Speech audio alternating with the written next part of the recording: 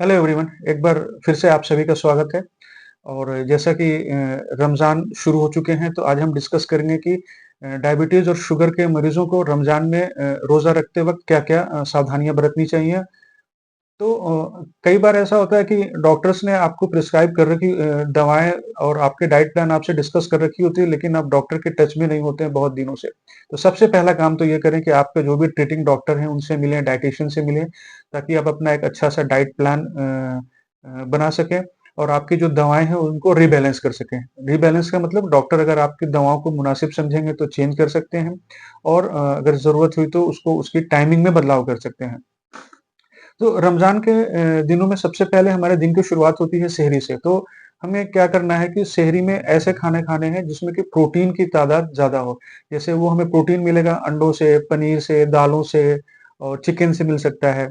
और फाइबर युक्त कार्बोहाइड्रेट्स का भी इस्तेमाल हम कर सकते हैं। फाइबर युक्त कार्बोहाइड्रेट्स क्या होते हैं? जैसे ओट्स हो गए, मल्टीग्रेन आटे की रोटी हो गई, ब्राउन राइस हो गया। और हम कुछ हेल्दी फैट्स भी अपनी डाइट में शामिल कर सकते हैं। हेल्दी फैट्स हमें जैसे नट्स से मिलते हैं, सीड्स से मिलते हैं, अखरोट हो गए, बादाम हो गया। ऐसा क्यों करते हैं हम? क्योंकि अगर आपको हमारे पिछले वीडियोस में याद हो, हमने एक वीडियो बनाया था glycemic index versus glycemic value. तो ऐसे फूड जो कि अचानक से शुगर ज्यादा बढ़ाते हैं और देर तक बढ़ाए रहते हैं, तो हमें उन ऐसे फूड्स को अवॉइड करना है। हमें ऐसे खाने लगते हैं जिनसे कि खाने अपना ऐसा ऐड करना है डाइट में जिनसे कि ब्लड शुगर धीरे-धीरे बढ़े और कम बढ़े।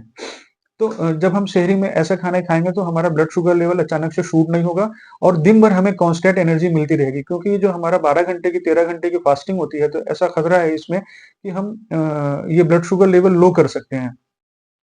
और फिर उसके बाद हम शाम को जब अफ्तार करने बैठते हैं, तो दिन भर खाली पेट रहने के बाद अचानक से हम हाई कैलोरीफिक डाइट ले लेते हैं, जिससे भी blood blood sugar level shoot कर सकता है।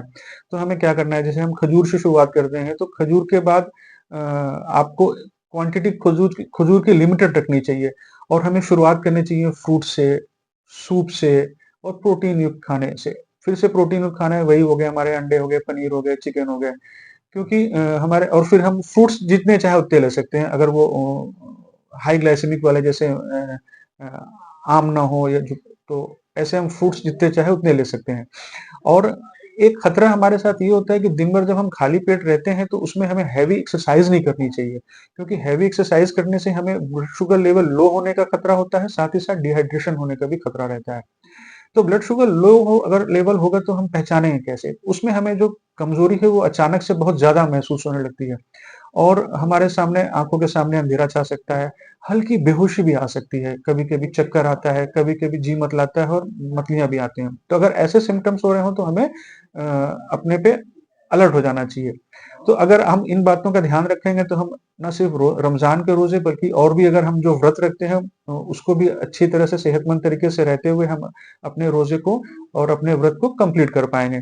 नेक्स्ट हम एक छोटा सा पार्ट अभी अगले वीडियो में डिस्कस करेंगे कि हम दवाओं में कैसे चेंज करें और दवाओं को क्या करना चाहिए। Thank you so much.